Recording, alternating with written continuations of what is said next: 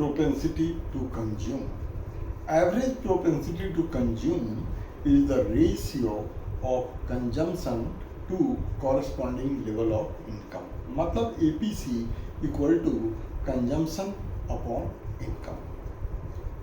इसको शेड्यूल से बना सकते हैं, कैलकुलेट कर सकते हैं। इनकम लिखेंगे, कंजम्पशन, फिर कंजम्पशन अपॉन इनकम, इस तरह से APC निकल आएगा। डायग्रामेटिकली एक्स एक्सिस पर इनकम को दिखाते हैं, वाई एक्सिस पर कंजम्पशन को दिखाते हैं। कंजम्पशन का curve Y axis above the origin से शुरू होता है ड्यू टू ऑटोनोमस कंजम्पशन, ये पॉजिटिवली स्लोप्ड होता है, और कंजम्पशन कर्व पर कोई भी पॉइंट जो होता है वो APC को रिप्रेजेंट करता है। अब कोई भी एक पॉइंट ले लेंगे, उसके कॉरेस्पॉन्डिंग वाई एक्सिस पर कंजम्पशन, उसका एक नाम देंगे, और एक्स एक्सिस पर इनकम।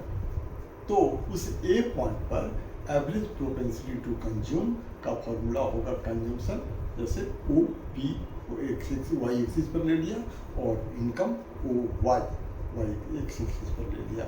इस तरह से APC निकल आता है। अब ये एवरेज प्रोपेंसिटी टू कंज्यूम के 5 कैरेक्टरिस्टिक्स होते हैं। नंबर 1 कि जैसे जैसे इनकम बढ़ता है, consumption APC average propensity to consume घटता है। नंबर 2 ब्रेक इवन पॉइंट पर एवरेज प्रोपेंसिटी टू कंज्यूम का वैल्यू 1 होता है।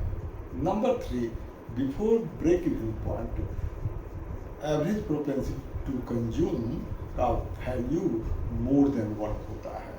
Number 5 after break even point after break even point average propensity to consume का वैल्यू लेस देन 1 होता है।